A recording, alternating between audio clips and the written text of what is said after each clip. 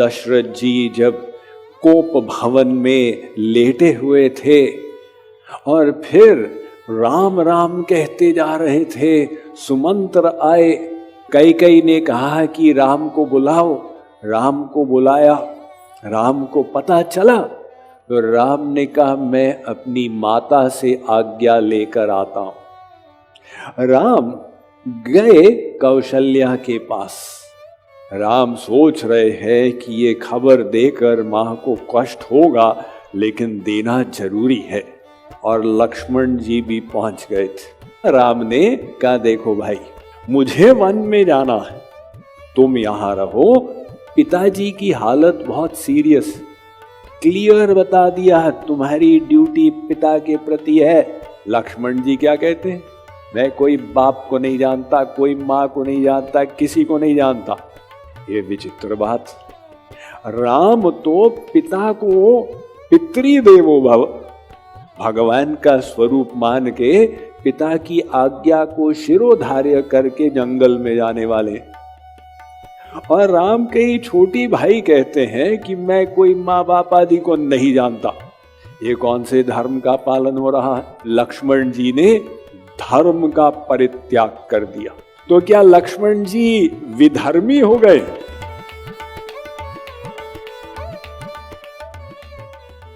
स्वामी सखा पितु मातु गुर, जिनके सब तुम तात।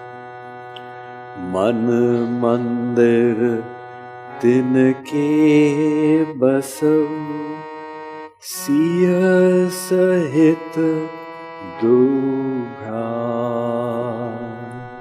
स्वामी सखा पितु मातु गुरु, जिनके सब तुम तार। मन मंदिर तिनके बसहु, सिय सहित दो भ्रात। वाल्मीकि जी महाराज जब कह रहे हैं कि जो आपको अपना सर्वस्व माने, ये फैक्ट है कि हमारे असली आत्मा के माता पिता भ्राता भर्ता वो सब भगवान ही हैं। मंदिर में तो हम सब लोग बोल देते हैं त्वमेव माता च पिता त्वमेव, लेकिन अंतःकरण नहीं मानता है। अंतःकरण कहता है संसारी पिता ज़्यादा इम्पॉर्टेंट है, संसारी माता ज़्यादा इम्पॉर्टेंट है। तो शास्त्र की दृष्टि से ये संबंधी जीव के भगवान हैं। जो शब्द है संबंध, इसमें बंध धातु है, सम उसका उपसर्ग है और अण प्रत्यय है, तो शब्द बनता है संबंधन। नित्य परिपूर्ण बंधन, जिसके साथ आपका नित्य परिपूर्ण बंधन हो, वो आपके संबंधी है। तो आत्मा के संबंधी परमात्मा। संसार के जो नातेदार हैं वो तो बदलते चले जाते, उनके प्रति अपनी ड्यूटी जरूर करें, लेकिन जो हृदय का प्रेम है वो भगवान के लिए रखें। तो ऐसा शिक्षा हम रामचरितमानस से ही लें। दशरथ जी जब कोप भवन में लेटे हुए थे और फिर राम राम कहते जा रहे थे, सुमंत्र आए। कैकेयी ने कहा कि राम को बुलाओ, राम को बुलाया। राम को पता चला तो राम ने कहा मैं अपनी माता से आज्ञा लेकर आता हूं। राम गए कौशल्या के पास। कौशल्या गीत गाते हुए अपना श्रृंगार कर रही थी जब राम प्रवेश किए। कौशल्या ने कहा राम तुम तैयार नहीं हुए? मेरे जीवन का सबसे इम्पोर्टेंट दिन है आज। यदि पतिदेव आएंगे और देखा तो कहेंगे तुमने राम को तैयार नहीं किया, चलो चलो जल्दी करो। राम सोच रहे हैं कि ये खबर देकर मां को कष्ट होगा, लेकिन देना जरूरी है। उनने कहा मां, थोड़ा सा धैर्य धारण करने की आवश्यकता है। मां ने कहा क्या हुआ? मुझे पिताजी ने वन का राज्य दिया है। कौशल्या ने कहा ना ना बेटा, ऐसी बातें मत कर, ये कैसे हो गया? राम ने पूरी बात बताई कि कैकेयी के पास 2 वरदान थे, तो वो कैकेयी ने मांगे। मां ने कहा क्या मांगा? राम ने कहा कि राज्य भरत को मिले और मुझे वनवास मिले।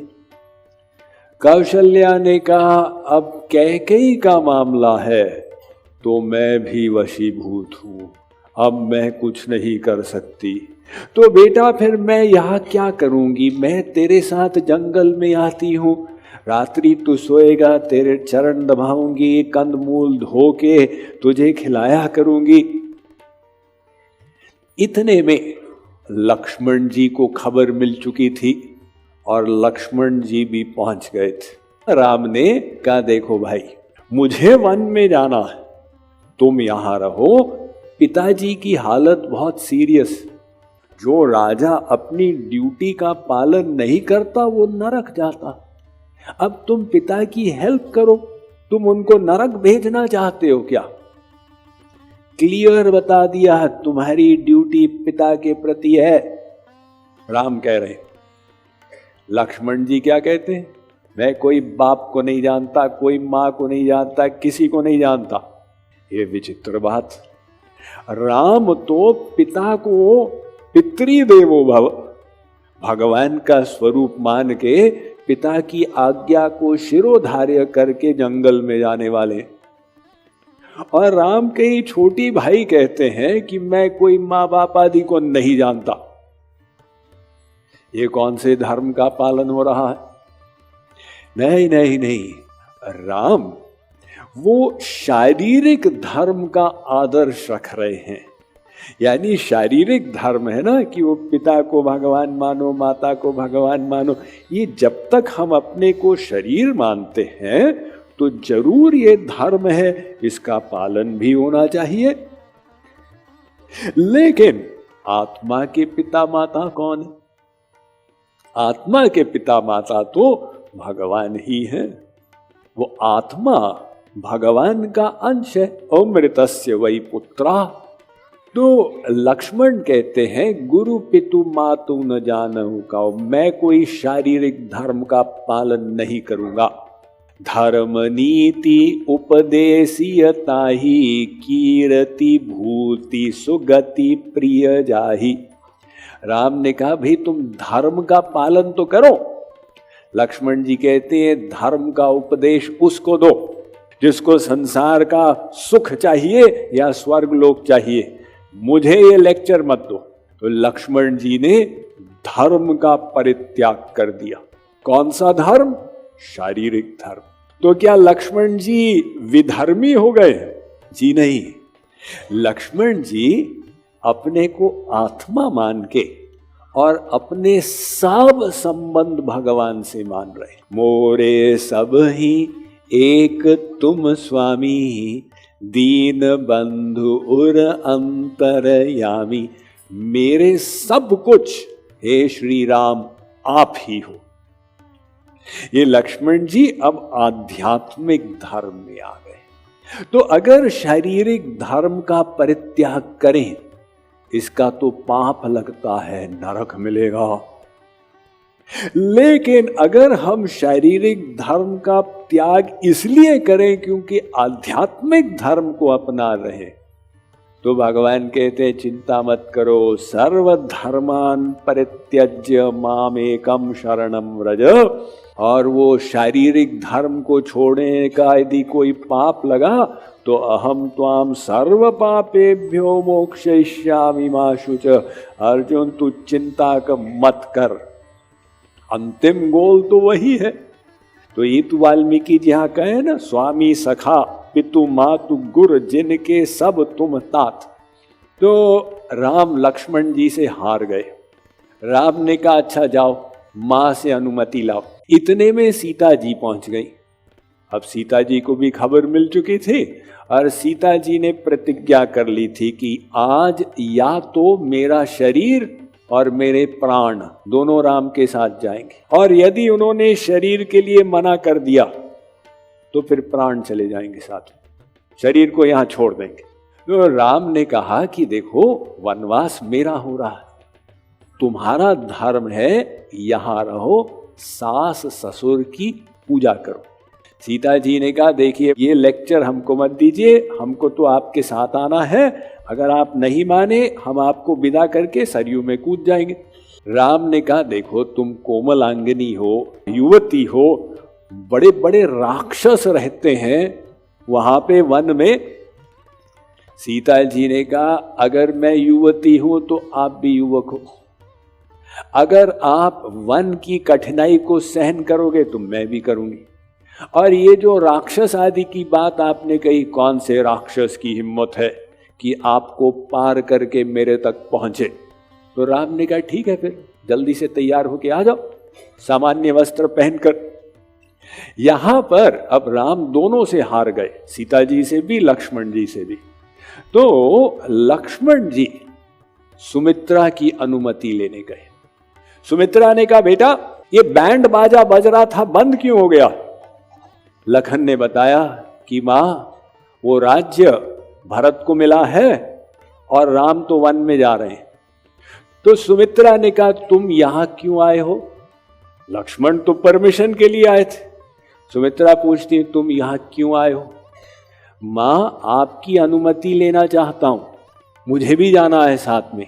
सुमित्रा ने ऐसा उत्तर दिया, तात तुम्हार मातु वैदेही, पिता राम सब भांति सनेही।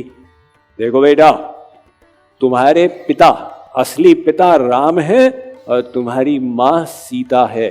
अगर वो वन में जा रहे हैं तुमको यहां रहने से कोई मतलब नहीं। तो परमिशन मिल गई। सुमित्रा ने कहा किंतु तुम 14 वर्ष करोगे क्या?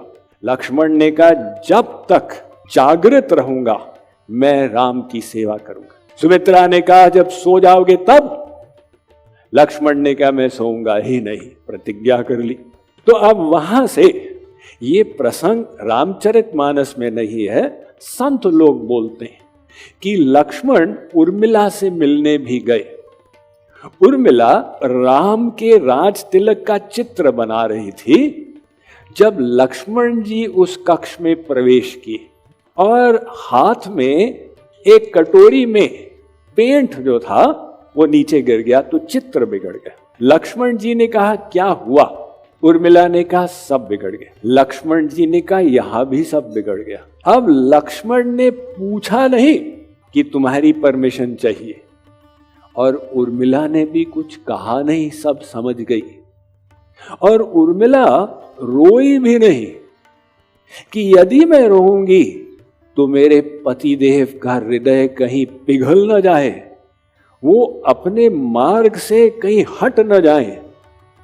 और बताया जाता है कि उर्मिला को जब पता चला कि लक्ष्मण तो 14 वर्ष सोएंगे नहीं, तो उर्मिला ने प्रतिज्ञा की मैं 14 वर्ष लेटूंगी ही नहीं। वो 14 वर्ष तक खड़ी रही, और 14 वर्ष के बाद जब वापस पहुंचे राम सीता लक्ष्मण, लक्ष्मण जी जब उर्मिला से मिलने गए, अब 14 वर्ष कोई खड़ा रहे तो सारा रक्त वो चरणों में भर जाता। उसके पांव सूजे हुए थे, उसे देखकर लक्ष्मण जी की आंखों में आंसू आ गए। लेकिन ये आदर्श कि तुम्हारे सब कुछ वो ही एक है राम, हे प्रभु आप उसके मंदिर में निवास करें। अवगुण तजी सब के गुण गहई, विप्रधेनु हित संकट सहई। अवगुण तजी सब के गुण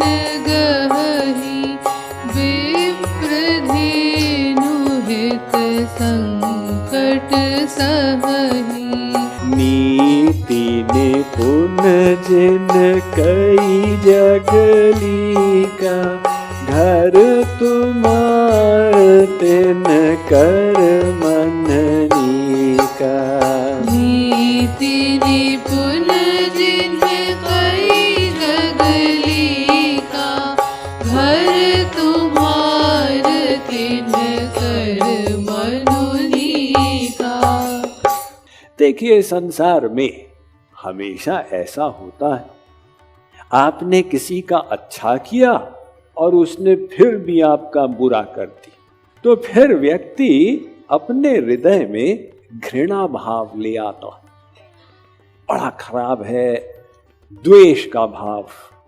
और वो जो द्वेष का भाव होता है किसी के भी प्रति, वो हम रखते तो दूसरे के प्रति है, लेकिन परिणाम स्वरूप हमारा ही अंतःकरण उससे मलिन हो जाता है, हमारा ही रक्त उससे जलता है, मन गंदा हो जाता है।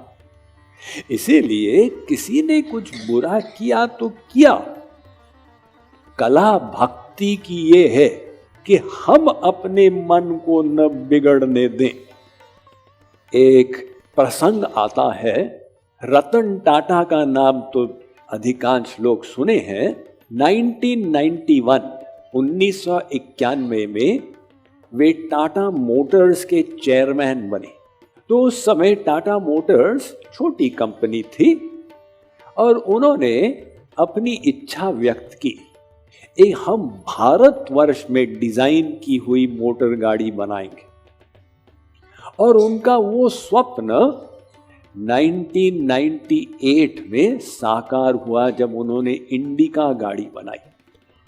उनका स्वप्न था कि 1 लाख रुपए की गाड़ी हो, वो 1,25,000 की बनी, फिर भी वो विश्व की सबसे सस्ती गाड़ी थी उस समय। उनने सोचा कि बड़ी हिट होगी, किंतु वो इंडिका गाड़ी फ्लॉप कर गई। तो उन्होंने 1999 में सोचा कि इसको बेच दें, इंडिका गाड़ी को, उसकी पूरी फैक्ट्री, प्रोडक्शन लाइन। अमेरिका की बहुत बड़ी motor car company Ford company ने उसमें इंटरेस्ट व्यक्त किया। तो रतन टाटा पूरे टाटा के बोर्ड को लेकर फ्लाई किए डेट्रॉइट, और फोर्ड मोटर कंपनी के बोर्ड से बातचीत हुई। वहां पर बिल फोर्ड ने रतन टाटा का अपमान किया। बिल फोर्ड ने कहा कि तुम मोटर गाड़ी के बारे में कुछ तो जानते नहीं, ये गाड़ी के धंधे में तुम पड़े क्यों? तो ये जो अपमान किया, बिल फोर्ड ने कहा हम इसको खरीद के आपके ऊपर उपकार कर रहे हैं। रतन टाटा कुछ नहीं बोले, चुपचाप शाम को वे वापस लौटे। तो उन्होंने एक लक्ष्य बनाया कि हम मोटर गाड़ी के व्यापार को बढ़ाएंगे, और धीरे धीरे टाटा मोटर्स बड़ी कंपनी होने लगी, विश्व की एक जानी मानी कंपनी। सन 2008 में फोर्ड मोटर कंपनी की हालत अब खस्ता हो चुकी थी। तो उनके 2 कारें विशेष रूप से बहुत खराब चल रही थी, एक जैगुआर, एक लैंड रोवर।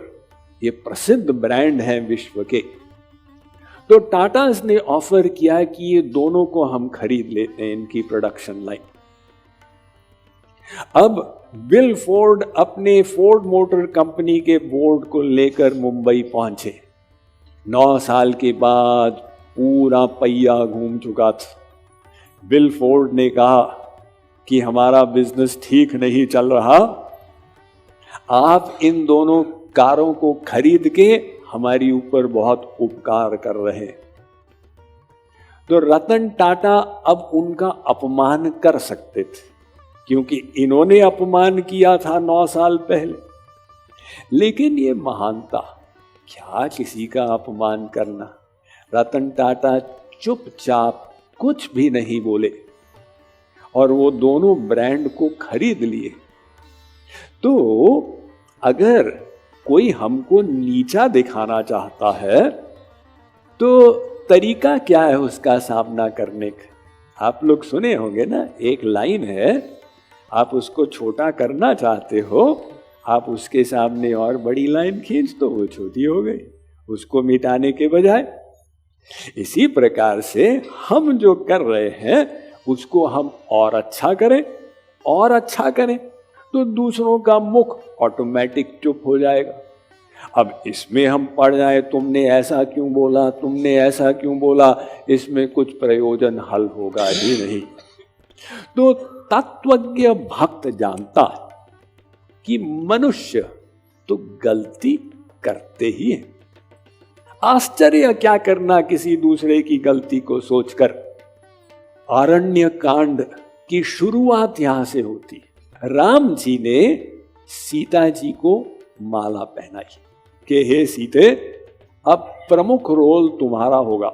इंद्र का बेटा जयंत उधर घूम रहा था, उसने ये देखा और कहा कि ये हो क्या रहा है, काहे के भगवान है। लोगों को संसार में बहुत बड़ी भ्रांति हो गई है, फेक न्यूज चल रही है।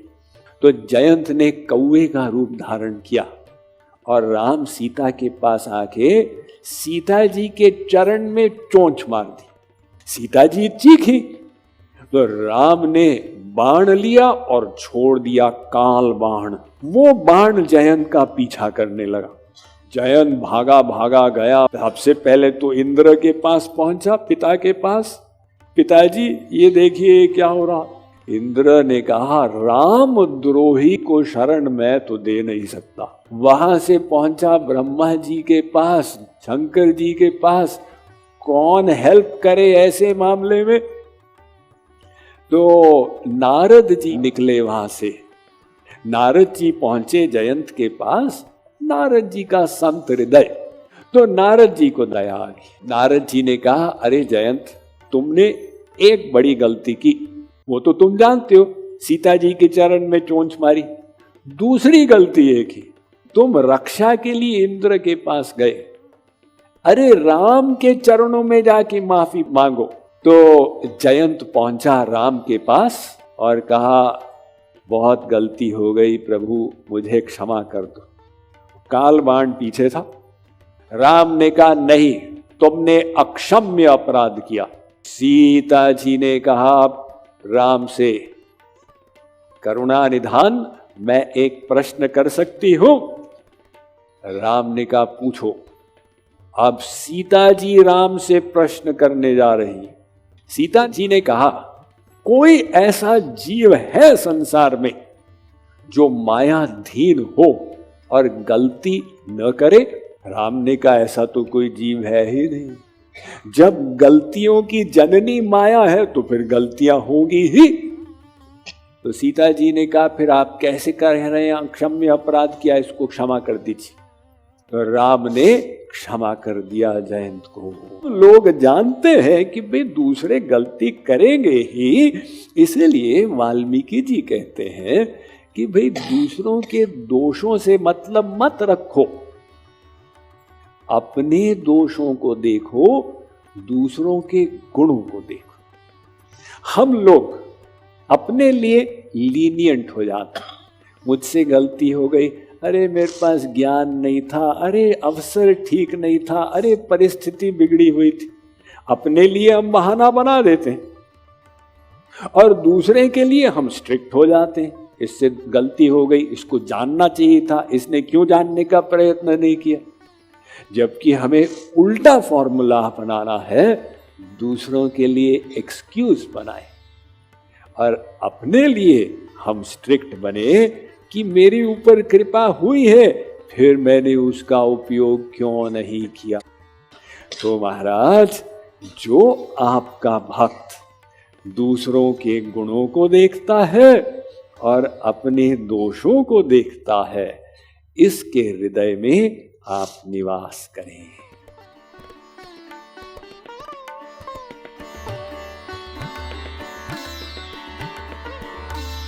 Mind management, life transformation, power of thoughts आदि प्रेरणादायक एवं आध्यात्मिक वीडियोस के लिए सब्सक्राइब करें स्वामी मुकुंदानंद हिंदी यूट्यूब चैनल को और बेल आइकन को अवश्य दबाएं ताकि आपको ये वीडियोस मिले सबसे पहले।